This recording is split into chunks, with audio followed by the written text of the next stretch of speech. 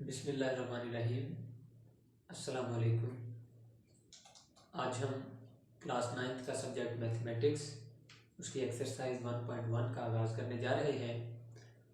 हमने अपने first lecture के अंदर चैप्टर नंबर 1 का इंट्रोडक्शन किया था और उसमें हमने पढ़ा था कि मैट्रिक्स क्या होता है, कैसे जनरेट किया जाता है, इसमें कौन कौन से एलिमेंट्स शामिल होते हैं और ऑर्डर ऑफ मैट्रिक्स जो है वो कैसे फाइंड आउट किया जाता है। एक आर्टिकल हमारा रिमेनिंग था, इक्वल मैट्रिक्स क्या होता है। जी, तो आज हम देखेंगे कि इक्वल मैट्रिक्स क्या होता है, कैसे हमें इस बात का आइडिया होगा कि दो मैट्रिक्स इक्वल हैं या नहीं हैं। तो उसके लिए आइए देखते हैं इक्वल मैट्रिक्स। जी, तो हमारे पास गिवन है इक्वल मैट्रिक्स में let A and B be two matrices then A is said to be equal to B. फर्ज किया हमारे पास ए और बी जो है वो कोई से दो मैट्रिक्स हैं और A is said to be equal to B, A B के इक्वल कहलाएगा और इसको हम डिनोट करेंगे यूं, A will be equal to B, A is equal to B if and only if the order of A is equal to the order of B. पहली condition इसमें ये है कि पहले मैट्रिक्स का ऑर्डर यानी मैट्रिक्स ए का जो ऑर्डर होगा अगर मैट्रिक्स बी के ऑर्डर के इक्वल हो जाएगा तो फिर हम कहेंगे ये दोनों मैट्रिक्स इक्वल है। ये उसकी पहली कंडीशन है। अब दूसरी कंडीशन क्या है, their corresponding entries are equal.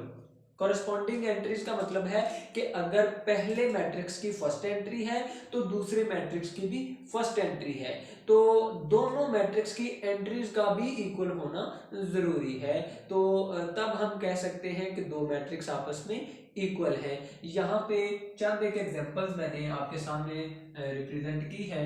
First example हमारे पास है जिसमें मैट्रिक्स ए है हमारे पास 1 3 -4 2 और सेकंड मैट्रिक्स है बी जिसमें हमारे पास है 1 2 + 1 -4 और 4 -2। तो इसके अंदर हमने सबसे पहले ये देखना है इसके इक्वल मैट्रिक्स की कंडीशन के लिए सबसे पहली बात हमें ये देखनी है कि क्या इन दोनों के ऑर्डर जो है, ऑर्डर इन दोनों मैट्रिक्स के क्या इक्वल है। जी, तो ऑर्डर फाइंड करने का हमने मेथड ये रीड आउट किया था हमारे फर्स्ट लेक्चर में। तो फिर हम एक बार रिवाइज करते हैं कि ये हमारे पास फर्स्ट रो है R1 और ये R2 और यहां से हमारे पास ये टू कॉलम्स है C1 C2। तो हमने ऑर्डर लिखने का मेथड पढ़ा था कि हम कैसे लिखते हैं 2/2, 2 रोज हैं 2 ही कॉलम है तो इसका ऑर्डर है 2/2। तो पहली कंडीशन हमने ये देखनी है कि क्या दूसरे मैट्रिक्स का ऑर्डर भी 2/2 है। तो यहां भी हमने देखा ये इसकी फर्स्ट रो है, यहाँ ये सेकंड रो है, एज इट इज यहाँ पे ये फर्स्ट कॉलम और ये सेकंड कॉलम है तो इसका ऑर्डर भी 2/2 है। जी, तो पहली कंडीशन इसकी फुलफिल हो चुकी है कि दोनों मैट्रिक्स का ऑर्डर जो है वो सेम है। अब दूसरी कंडीशन इक्वल मैट्रिक्स की देखते हैं कि आया इनके जो कोरस्पॉन्डिंग एंट्रीज है वो भी एक जैसी है। जी, तो पहले मैंने देखा ए मैट्रिक्स के अंदर जो फर्स्ट एंट्री है 1 है, ये फर्स्ट एंट्री 1 है। बी मैट्रिक्स के अंदर भी फर्स्ट एंट्री 1 ही है। ए मैट्रिक्स के अंदर जो सेकंड एंट्री है वो 3 है और यहाँ पे जो सेकंड एंट्री है 2 + 1 इसका मतलब भी 3 ही है। यहाँ पे -4 है और यहाँ भी -4 है, फिर यहाँ पे +2 है, ये 4 - 2 लिखा हुआ है इसका मतलब भी +2 ही है। तो इट्स मीन कि ये इक्वल मैट्रिक्स की जो दोनों कंडीशन है उन पे वो पूरा उतरता है। तो ये यहाँ से हम कह सकते हैं कि hence A is equal to B. तो ए जो है बी के इक्वल है क्योंकि ये दोनों कंडीशन उसकी फुलफिल करता है। इसी तरह हमारे पास ये दो मैट्रिक्स और हैं कि ये मैट्रिक्स एक हमारे पास है L और दूसरा है M। तो यहाँ मैंने L के अंदर देखा मेरी 2 रोज हैं, ये मेरे पास 2 रोज हैं तो कॉलम भी मेरे पास 2 ही है, तो यहाँ हम लिखेंगे 2 रोज और 2 कॉलम। फिर यहाँ नेक्स्ट हमारे पास जो है M मैट्रिक्स, M मैट्रिक्स के अंदर भी हमारे पास ये फर्स्ट रो और ये सेकंड रो है और कॉलम भी हमारे पास फर्स्ट कॉलम और ये सेकंड कॉलम है तो इसका ऑर्डर भी हमारे पास 2/2 है। दोनों के ऑर्डर एक जैसे हैं। अब देखते हैं कि क्या इनकी करस्पॉन्डिंग एंट्रीज भी एक जैसी हैं। तो फिर यहाँ हमने देखा पहली एंट्री 2 है, यहाँ फर्स्ट एंट्री 2 है, सेकेंड एंट्री यहाँ पे 3 और ये भी 3 है, यहाँ पे -1, यहाँ भी -1 है, यहाँ पे +2, लेकिन यहाँ पे -2 आ गया।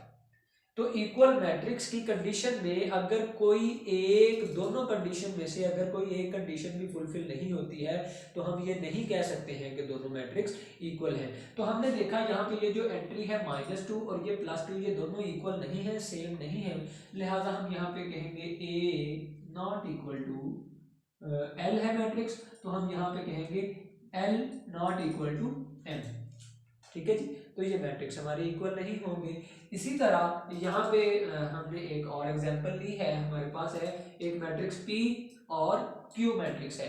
तो P मैट्रिक्स में मैंने देखा कि P मैट्रिक्स का जो ऑर्डर है, यहाँ पे first row, second row, first column, second column, it's mean इसका ऑर्डर है 2x2, और यहाँ पे first row, second row, column 1 2 3, तो इसका ऑर्डर हुआ 2/3। इसका तो ऑर्डर ही एक जैसा नहीं है, इसकी पहली कंडीशन ही ये फुलफिल नहीं होती है, तो इसका मतलब ये दोनों मैट्रिक्स भी आपस में इक्वल नहीं है। तो लिहाजा हम कह सकते हैं P not equal to Q। तो आई होप इस तरह से आपको आइडिया हो चुका होगा कि कैसे हम किसी भी दो मैट्रिक्स को देख के बता सकते हैं कि ये मैट्रिक्स आपस में इक्वल है या नहीं है। जी, ये था हमारा लास्ट आर्टिकल। इसके बाद हमारी एक्सरसाइज स्टार्ट होती है 1.1। तो चलते हैं अपनी एक्सरसाइज की तरफ।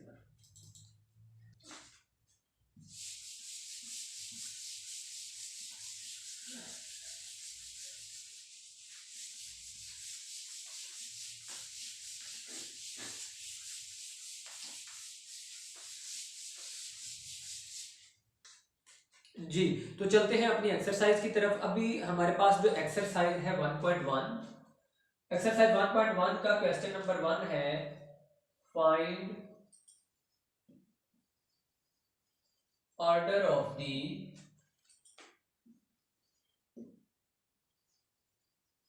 Given matrices. कि हमने इन मैट्रिसेस के ऑर्डर बताने हैं कि क्या इनके ऑर्डर एक जैसे हैं या नहीं हैं। तो हम देखते हैं एक्सरसाइज 1.1 का क्वेश्चन नंबर 1 हमारे पास है। यहाँ चंद एक मैट्रिसेस दिए हुए हैं उसने। ए मैट्रिक्स है हमारे पास 2 3 -5 6। फिर हमारे पास है बी मैट्रिक्स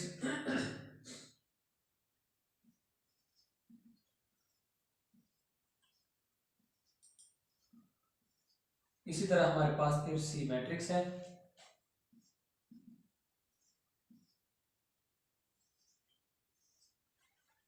और देन नेक्स्ट हमारे पास है डी मैट्रिक्स,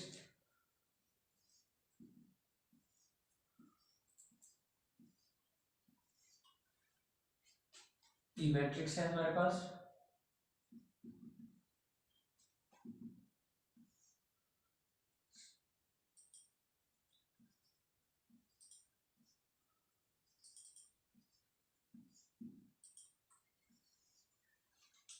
और हमारे पास एफ मैट्रिक्स है।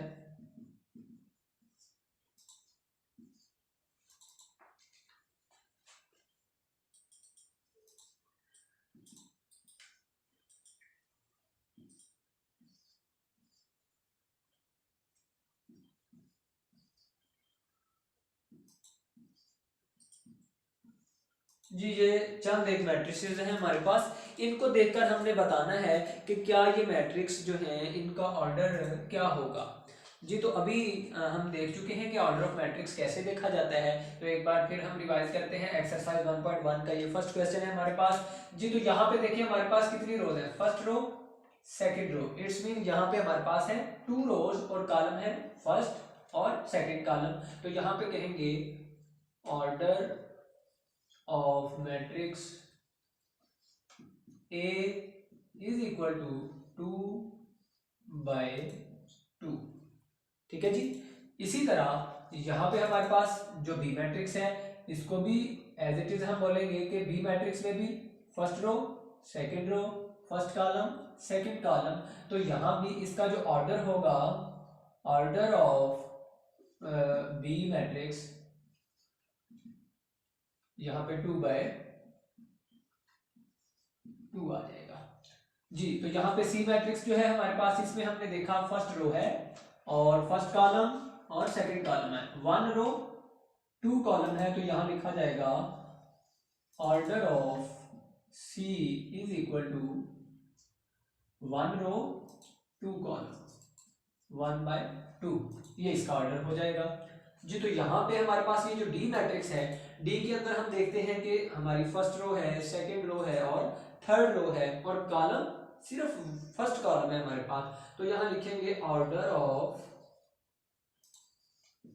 Of D is equal to 3/1, यानी यहाँ पे हमारे पास 3 रोज हैं और 1 कॉलम है, तो इस मैट्रिक्स का ऑर्डर होगा 3/1।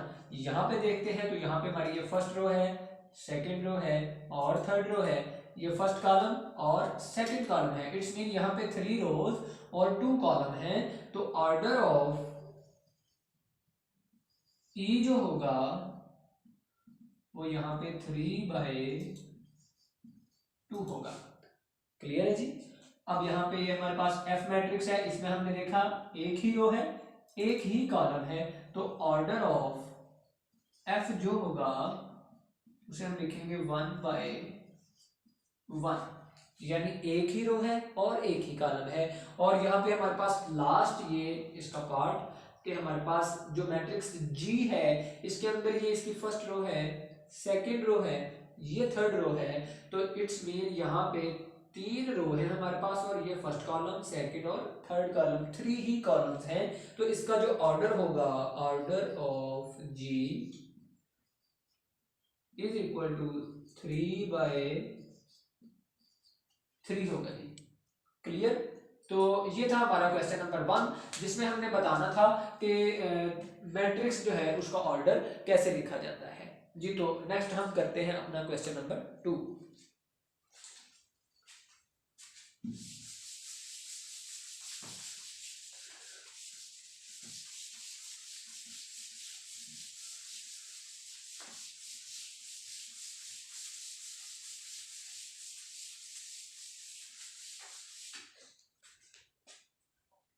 जी, तो हमारे पास सेकंड क्वेश्चन है which of the following matrices are equal. अब सेकंड क्वेश्चन में हमने आइडेंटिफाई करना है कि कौन कौन से मैट्रिसेस जो हैं वो आपस में इक्वल हैं।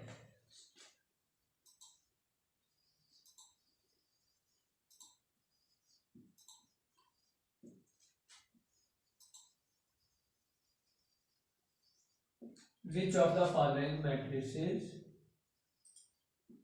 Are equal. तो चंद एक मैट्रिसेस हमारे पास गिवन है एक्सरसाइज के अंदर, हम क्वेश्चन देखते हैं। फर्स्ट मैट्रिक्स हमारे पास गिवन है A is equal to 3, B is 3/5, सी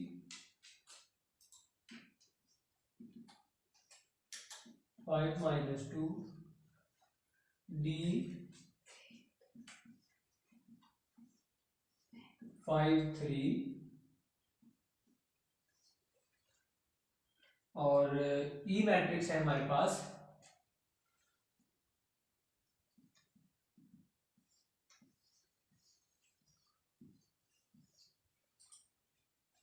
इसी तरह हमारे पास है एफ मैट्रिक्स,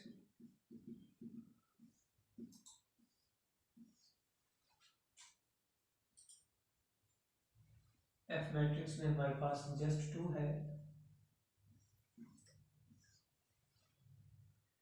और फिर जी मैट्रिक्स गिवन है,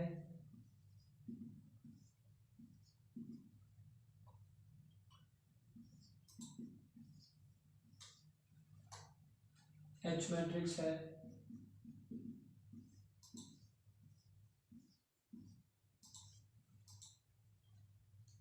आई मैट्रिक्स,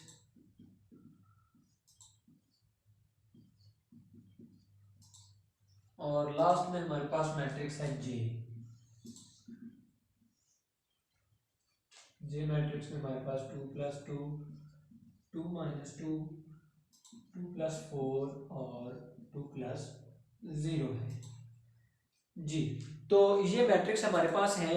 अब इन मैट्रिसेस में से हमने देख के बताना है कि कौन कौन से मैट्रिसेस जो है वो आपस में इक्वल हैं। तो अभी अभी हमने ये आर्टिकल रीड किया था कि कैसे हमें पता चलता है दो मैट्रिक्स इक्वल कैसे होते हैं। तो उनकी दो कंडीशंस थी।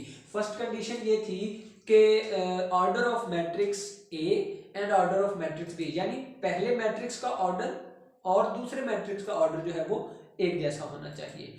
ये उसकी पहली कंडीशन थी।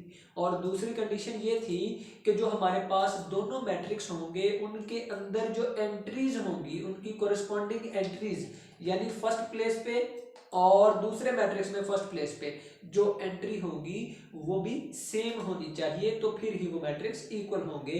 तो सबसे पहले देखते हैं कि किन मैट्रिसेस के ऑर्डर एक जैसे हैं जी। तो हमने यहाँ पे देखा फर्स्ट मैट्रिक्स जो है मेरे पास ए मैट्रिक्स, इसका ऑर्डर है 1/1, यानी एक ही रो है इसकी और एक ही कॉलम है। यहाँ हमने देखा एक रो है और दो कॉलम है, यानी इसका ऑर्डर है 1/2। यहाँ पे ये 5 - 2 ये माइनस हो रहे हैं, यानी ये एक ही रो है और एक ही कॉलम है, यानी ये एक नंबर है माइनस हो रहा है। तो यहाँ पे हम लिखेंगे 1/1 और फिर यहाँ पे हमारे पास एक रो है दो कॉलम है और यहाँ पे हमारे पास 2 रोज और 2 कॉलम है, इसका ऑर्डर 2/2 और यहाँ पे 1/1। ये भी हमारे पास फर्स्ट रो सेकंड रो और 1 कॉलम, ये है 2/1, 2 रोज है 1 कॉलम है, ये 2/2 है और एज इट इज यहाँ पे 1 रो है और 2 कॉलम है, तो 1/2 और यहाँ पे 2/2 आ जाता है। तो सबसे पहले हम यहाँ देखते हैं कि कौन कौन से ऑर्डर जो है मैट्रिसेस के एक जैसे हैं। तो यहाँ हमने देखा सबसे पहले एक तो हमारे पास मैट्रिक्स है ए और दूसरा मैट्रिक्स है हमारे पास सी। इन दोनों का ऑर्डर जो है वो एक जैसा है, इन दोनों में 1/1 ऑर्डर है। अब देखते हैं क्या आया इनकी एंट्रीज भी एक जैसी है। तो यहाँ मैंने देखा यहाँ मेरे पास नंबर 3 है, 5 - 2 करेंगे तो यहाँ से भी 3 आएगा। तो यहाँ हम लिखेंगे hence matrix A is equal to matrix C. ये दोनों मैट्रिक्स जो है आपस में इक्वल हैं। फिर इसी तरह नेक्स्ट मैट्रिक्स देखते हैं। यहाँ पे हमारे पास इसका ऑर्डर है 1/2 और इसका ऑर्डर भी 1/2 है। ये बी मैट्रिक्स और डी मैट्रिक्स, ये सी और ए हमारे हो चुके हैं। अब हमारे पास है बी डी और मैट्रिक्स है कोई हमारे पास जिसका ऑर्डर 1/2 जी। यहाँ पे ये आई मैट्रिक्स हमारे पास है जिसका ऑर्डर 1/2 है। तो ये 3 मैट्रिक्स हैं, ये हमारे पास आई बी और डी। बी में मैंने देखा फर्स्ट एंट्री मेरी 3 है, लेकिन डी के अंदर फर्स्ट एंट्री 5 है, 3 नहीं है। इसका मतलब ये डी जो है बी के साथ इक्वल मैट्रिक्स की कंडीशन फुलफिल नहीं करता, तो डी को हम छोड़ देते हैं। अब बी के साथ देखते हैं आई को। बी के अंदर फर्स्ट एंट्री 3 है, आई के अंदर भी फर्स्ट एंट्री 3 है, बी के अंदर सेकंड एंट्री 5 है, यहाँ 3+2 लिखा है, इसका मतलब भी 5 ही है। तो यहाँ हम कह सकते हैं कि matrix B is equal to matrix I है। तो ये दो मैट्रिक्स भी हमारे इक्वल हुए, matrix B is equal to matrix I. ठीक हो गया जी, ये दो मैट्रिक्स भी हमारे हो चुके हैं। उसके बाद नेक्स्ट हमने देखा कि चले ये डी तो किसी के भी इक्वल नहीं हुआ। अब हमने देखा ई मैट्रिक्स में ऑर्डर है 2/2 और हमारे पास एच मैट्रिक्स में ऑर्डर है 2/2 और उसके बाद है जे मैट्रिक्स के अंदर ऑर्डर 2/2। इसी तरह यहां हम देखते हैं कि ई के अंदर पहली एंट्री 4 है, एच में भी 4 है और यहाँ जे के अंदर 2+2, इसका मतलब ये भी 4 है। ई के अंदर सेकेंड एंट्री 0, एच के अंदर 0 और यहाँ 2 - 2, इसका मतलब भी 0 है। यहाँ पे सेकेंड रो और फर्स्ट कॉलम की जो एंट्री है ये हमारे पास 6, यहाँ भी 6 और यहाँ पे भी 2+4 6 ही है। ये 2 हमारे पास, यहाँ पे भी 2 और 2+0 मीन्स ये भी 2 है। इसका मतलब है हमारा जो मैट्रिक्स ई एच और जे ये तीनों मैट्रिक्स भी इक्वल मैट्रिसेस हैं। तो यहाँ हम लिखते हैं matrix E is equal to matrix H is equal to matrix J। ये तीनों मैट्रिसेस भी हमारे इक्वल हुए, E, H और J। अब हमारे पास जो मैट्रिक्स रह जाता है वो मैट्रिक्स है F। F मैट्रिक्स का ऑर्डर भी 1 by 1 है, लेकिन यहाँ पे एंट्री इसकी 2 है और यहाँ पे एंट्री 3 है, तो ये मैट्रिक्स किसी के भी इक्वल नहीं है। ठीक है जी। तो F और D ये दो मैट्रिक्स ऐसे थे जो किसी के भी इक्वल नहीं है, तो ये हमारे पास वो मैट्रिसेस हैं जो आपस में इक्वल मैट्रिसेस हैं। ये हमारा एक्सरसाइज 1.1 का क्वेश्चन नंबर 2 था। अब इसके बाद हमारा एक लास्ट क्वेश्चन रह गया है, क्वेश्चन नंबर 3, और उसके बाद हमारी एक्सरसाइज जो है वो कंप्लीट हो जाएगी। तो अब देखते हैं क्वेश्चन नंबर 3 की तरफ।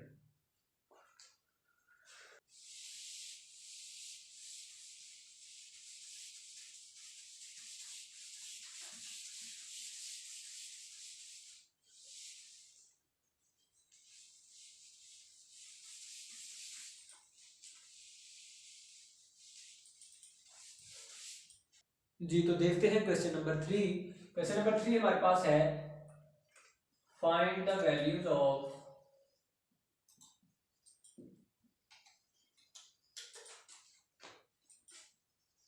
A, B, C and D which satisfy the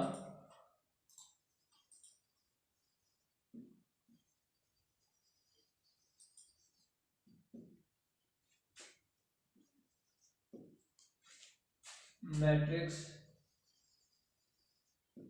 equation। जी तो क्वेश्चन हमारे पास है, दो मैट्रिक्स उसने हमें दिए हुए हैं जो इक्वल हैं, A plus C, A plus 2B, C minus 1, 4D minus 6 is equal to 0, -7, 3 और 2D। जी तो ये क्वेश्चन हमारे पास गिवन है। इस क्वेश्चन के अंदर हमने ए बी सी और डी वैल्यूज को फाइंड आउट करना है। तो अब उसमें लिखा हुआ है कि ये दोनों मैट्रिक्स जो है आपस में इक्वल है, क्योंकि इनका ऑर्डर भी 2 by 2 है, तो फिर इनकी कोरिस्पॉन्डिंग एंट्रीज जो है वो भी हम इक्वल करेंगे, क्योंकि ये हमें गिवन है। तो हम यहाँ लिखते हैं, अकॉर्डिंग टू, यहां से हम इसका सॉल्यूशन स्टार्ट करने जा रहे हैं। अकॉर्डिंग टू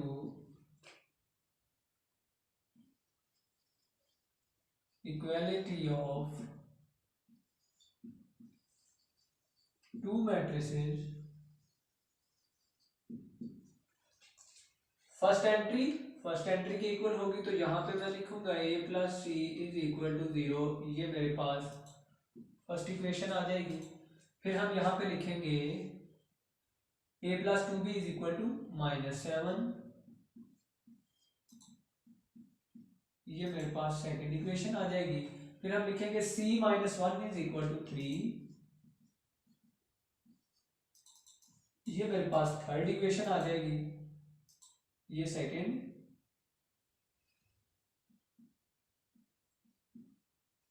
और ये इक्वेशन मेरे पास third equation.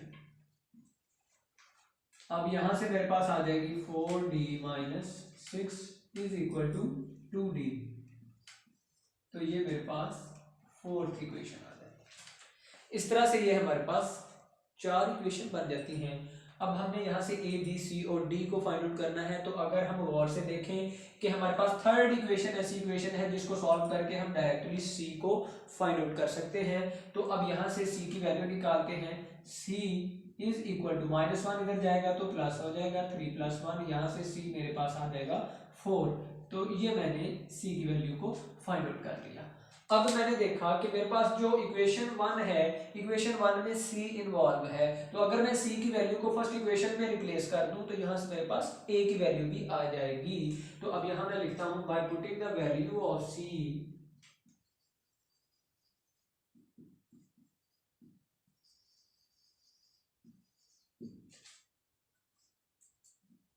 In equation 1 we gate.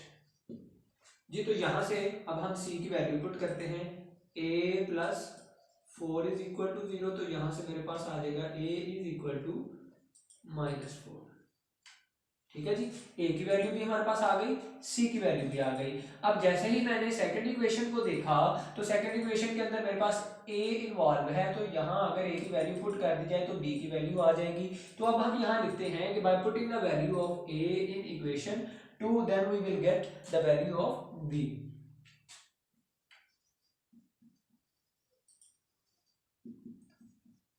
by putting the value of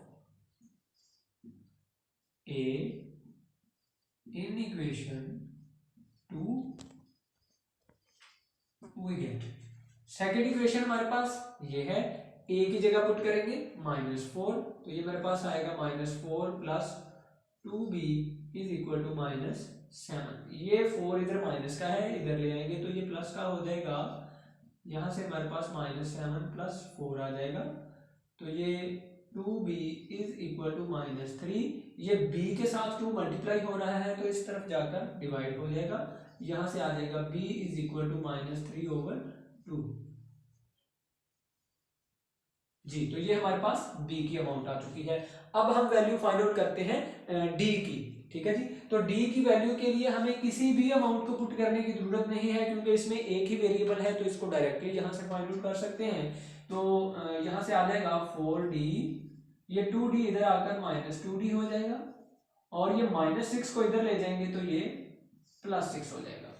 ठीक है जी, एक बार फिर देख लें, ये 2d जो था इसको मैं इधर ले आया तो इसका साइन चेंज हो गया, प्लस था माइनस हो गया, ये -6 इधर जाकर +6 आ गया, तो 4 में से 2 माइनस करेंगे तो ये 2d आ जाएगा इज इक्वल टू 6। तो ये 2 मैंने देखा मल्टीप्लाई हो रहा है d के साथ, दूसरी साइड पर जाकर डिवाइड हो जाएगा, तो यहाँ से 6/2, 2 1 और 2 3, तो यहाँ से d की अमाउंट आ गई मेरे पास 3। जी तो इस तरह से मेरे पास a जो है -4 आ चुका है, b -3/2 है, c 4 और d की अमाउंट मेरे पास 3 आ चुकी है। यही उसने हमें पूछा था कि find the value of a b c and d। तो इस तरह से हम a b c और d की वैल्यूज को फाइंड आउट करते हैं। तो ये थी हमारी एक्सरसाइज 1.1। उम्मीद है ये एक्सरसाइज जो है कम्प्लीटली आपको समझ आ चुकी होगी। अगर हमारी इस वीडियो से रिलेटेड आपको कोई भी क्वेश्चन हो तो आप हमारी वीडियो पे कमेंट कर सकते हैं। अगर हमारी वीडियो आपको अच्छी लगी हो तो हमारी वीडियो को लाइक कीजिएगा, शेयर कीजिएगा और हमारे चैनल को ज़रूर सब्सक्राइब कीजिएगा और बेल आइकन को ज़रूर प्रेस कीजिएगा, ताकि हमारी हर आने वाली वीडियो जो है आप तक बआसानी पहुँच सके। तो नेक्स्ट लेक्चर तक के लिए हमें इजाज़त दीजिए। अगले लेक्चर में इंशाअल्लाह ताला हम अपनी नेक्स्ट एक्सरसाइज 1.2 को स्टार्ट करेंगे। तब तक के लिए इजाज़त दीजिए। अल्लाह हाफिज़।